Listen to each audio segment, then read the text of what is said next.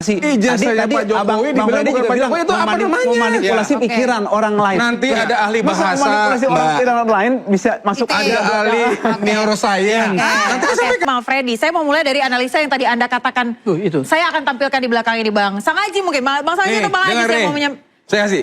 Foto lama dan sekarang tidak cocok. Itu pendapat. Loh, mau apapun disajikan. Di sini nggak ada. Dicoba untuk mengatakan jasa Pak Jokowi palsu. Siapa yang dengan tanpa hak atau melawan hukum? Prof, sebentar. Prof kan yang buka LP terhadap peristiwa pidana ini ya. Oke. Coba Prof jelaskan apa perbedaan antara menganalisa dengan unsur dalam pasal 32 saya kasih tahu nggak ya? Menambahkan. Sebentar, selesaikan dulu. Nah, dia punya strategi, saya juga punya strategi kan. Selesaikan dulu. Jadi yang tadi Anda yang dilakukan oleh Dokter Tifa gitu loh. ini adalah menganalisa foto. Menganalisa foto. Sementara unsur delik, namanya aja unsur delik. Unsur deliknya adalah mengubah, menambahkan, memanipulasi. Mana ada yang Bagaimana tidak dibilang mengubah? Bagaimana tidak dibilang mengubah? Apa maksud Anda yang manipulasi bagian mana? Ini kan foto ya. Ini kan ijazah Pak Jokowi misalnya. Misalnya ya. Kemudian ada foto lain. Dibilang ini bukan Pak Jokowi. Aku tanya, ini foto Pak Jokowi bukan? Iya, Pak ya. Jokowi. Hasil Bu Tifa mengatakan, dalam surat dakwaannya juga mengatakan, ini foto, kenapa dia katakan bukan foto Pak Jokowi? Karena bibirnya terlalu tebal. Ini kan. Apakah itu editing? Itu bukan mengubah. Dengar dulu. Kok bisa?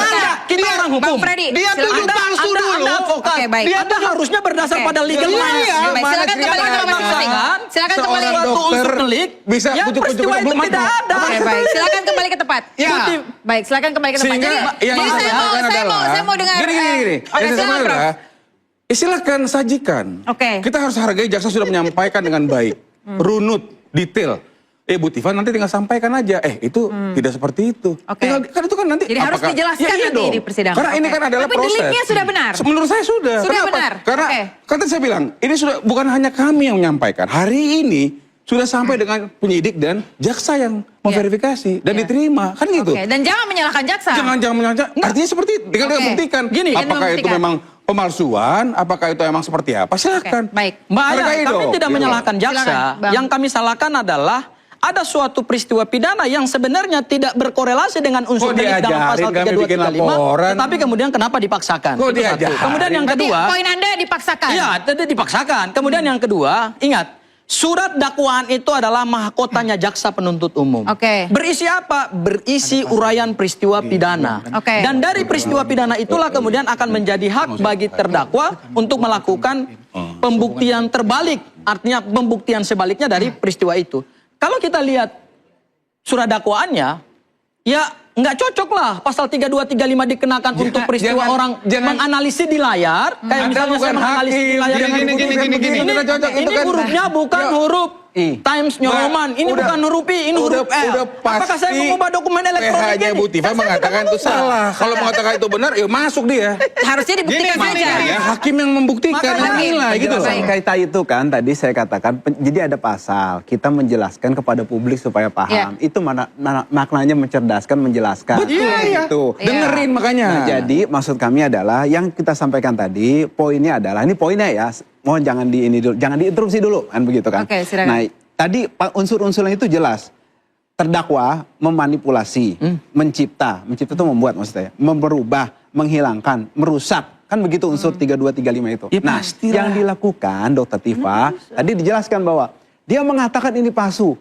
Dia mengatakan bibirnya ini tipis, ini berbeda. Dia mengatakan bukan dia merusak, bukan dia manipulasi. Ijazahnya Pak Jokowi dibilang bukan Pak Jokowi, itu apa namanya? Memanipulasi pikiran orang lain. Nanti ada ahli bahasa, memanipulasi orang lain bisa masuk ada ahli neuroscience. Nanti saya sampaikan.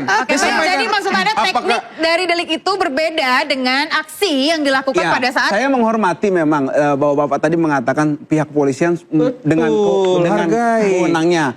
Tapi ingat, wewenang itu tidak boleh sewenang-wenang. Tidak boleh dipaksakan. Logis. Kita fair. Gini. Saya sampaikan, kita fair. Kalau memang nanti ujungnya seperti apa, kita hargai. Tapi yang saya mau katakan, dia sudah berani mengatakan berkali-kali loh, bahwa itu adalah palsu. Tinggal kita lihat aja kepalsuannya apa. Bagaimana kita mengatakan Pak Jokowi memiliki jasa palsu, UGM sudah mengatakan Pak Jokowi adalah alumni UGM, Fakultas Kehutanan. Buat apa dia Prof Firmanto sebentar, saya mau klarifikasi dari Prof Firmanto. Sedikit saja Bang intinya. Apakah UGM menyatakan ijazah Pak Jokowi asli? Sudah bisa dibaca. Saya pengen dengar aja. Karena saudara Pak yang melaporkan Jokowi peristiwa adalah alumni Fakultas Kehutanan UGM. Telah mengikuti Tridharma perguruan tinggi. Ijazahnya, yang dipersoalkan ini kan ijazahnya. Nah, makanya. Loh, nggak bisa.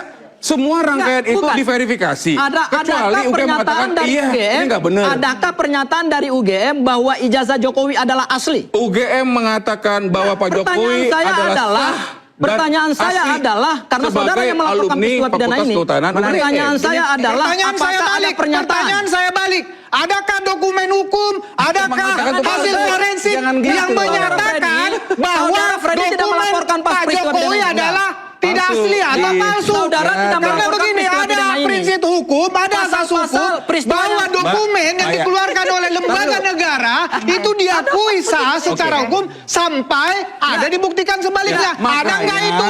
Kenapa klien Anda menuduh ijazah itu palsu? 10 detik. Gitu loh. Mas Haji sebentar, Mas Haji harus ada forensik, harus ada bukti. Apakah itu nanti Gini ya, buktinya dia menuduh itu palsu. Iya, itu aja. Akhirnya terkonfirmasi hari ini dalam surat dakwaan jaksa penuntut umum. Saya berkali-kali mengatakan bahwa laporan dari Pradi Bersatu adalah pasal sampah karena tidak terbukti di dalam surat dakwaan. Itu jelas clear ya.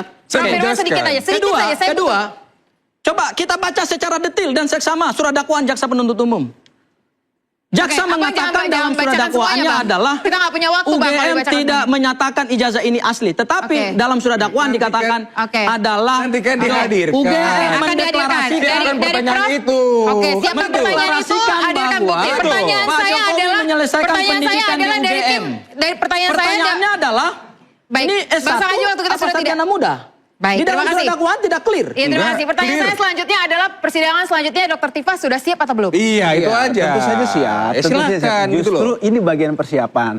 Persiapan itu adalah kita menjelaskan bagaimana dakwaan itu ya beberapa poin-poinnya itu adalah tadi berangkat dari tuduhan-tuduhan tidak berdasar dan juga tadi ada hal-hal yang memang tidak ada prosedural itu engineering yang maksudnya ya wewenangnya ada tapi digunakan sewenang-wenang. Itu kita akan counter. Saya setuju. Ini kalian menuding tidak Bang Ferdi, berdasar. apa yang Anda inginkan untuk persidangan berikutnya? Pembuktian.